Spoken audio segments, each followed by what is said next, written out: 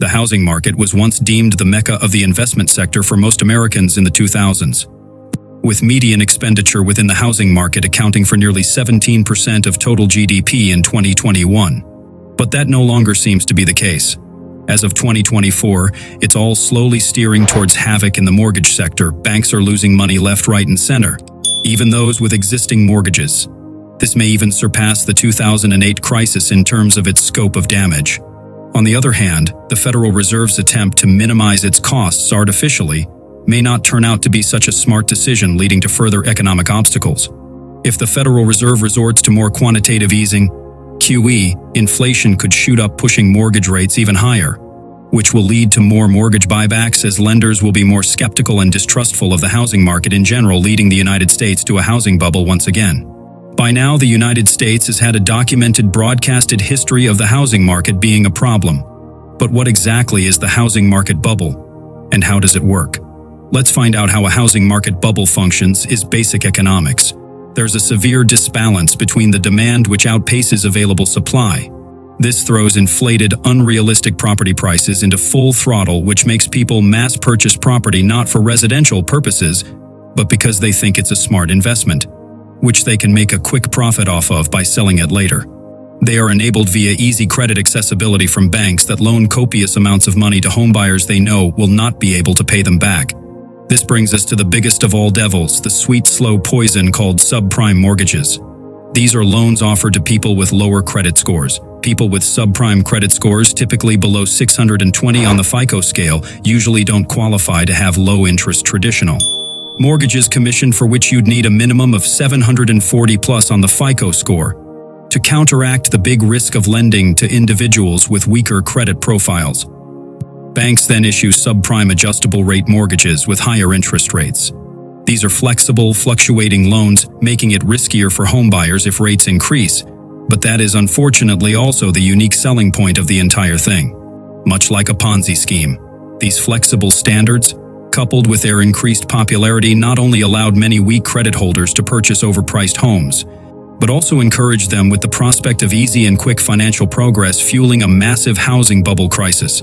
Subprime mortgages gained attention during the 2007 to 2008 financial crisis, when an overwhelming majority of subprime mortgage applicants were unable to repay their loans, leading to widespread foreclosures, financial turmoil, and a global economic downturn known as the Great Recession that almost destroyed America as we know it. So let us connect the dots and see why it's a repeating trend. The Federal Reserve Bank of Dallas has said that a housing bubble might slowly be developing. And while the steep price increase says otherwise, it's important to realize that the housing bubble is driven by other interconnected factors. First, there's a shortage of homes for sale. Homeowners bask in the joy of super low mortgage rates, clinging to their properties due to proven low mortgage rates to sell, not wanting to risk loss. As a result, a highly competitive market has developed with a steep incline in price and demand.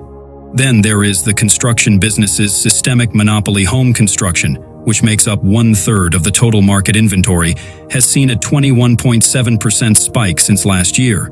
Construction firms enjoying stable profit margins offer various lucrative incentives to persuade buyers, such as buying down mortgage rates, providing money back at closing, offering free upgrades, and reducing prices if closed by a certain date. And so buyers depend on builders to get the job done. Then there's the paradoxical issue of the market stalling into a deadlock. The paradox is that the housing market has surged, making homes a whopping $2 trillion more expensive, with a 5% increase in overall home price over the past year. Yet home values have hit an all-time low point, with mortgage demand dropping to lows not seen in over 2 decades, causing the market to stagnate. Goldman Sachs revealed that as of 2024, 99% of homeowners have rates below current market offerings, with 85% below 5%. What's the difference, you ask? Well, price is what you pay and value is what you get. Does it make sense now? Efforts were, however, seen in January in an attempt to mitigate the crisis, with a quarterly supply of housing inventory still below the baseline 6 months needed for a balanced market, one that favors neither buyers and/or sellers. Not right now, where a small strata of society has security. But what's really set off a red alarm in the market is Warren Buffett, one of the biggest investors in America, pulling out of the market by selling off the major bulk of his real estate investment. In August 2023, Buffett's multinational conglomerate Berkshire Hathaway invested in 3 major U.S. home builders: Decatur, Horton, Lennar, and NVR, with them collectively being valued at over $800 million. By the end of 2023, news broke out that Berkshire had sold off the vast majority of its 6 million Dr. Horton shares, prompting curiosity and alarm due to Buffett's standard long-term investment philosophy. Some speculate that Buffett did this to save himself from the $1.4 trillion debt-fueled tsunami, which might come as a result of the last 15 years of large amounts of cheap debt and low interest rates that come from not just domestic but commercial property loans. For instance, the commercial real estate market has already begun to see defaults piling up, like Starwood's nearly $213 million loan default on an office building in Atlanta. And because the brunt of this is borne by regional and community banks, accessibility to credit loans for small businesses might become sparse. This poses a threat to the home building and mortgaging industry on the whole, especially if the current interest rate hiking loop leads us into a recession with rampant foreclosures and unemployment. With us so far, let us know what you think in the comments below. But with all said and done, it's important to know the US has learned its lessons. There is a difference between the housing crisis in 2008 and today. Hope can be held. For one, there are stricter, more robust policies and standards regarding commissioning mortgages to lower credit households.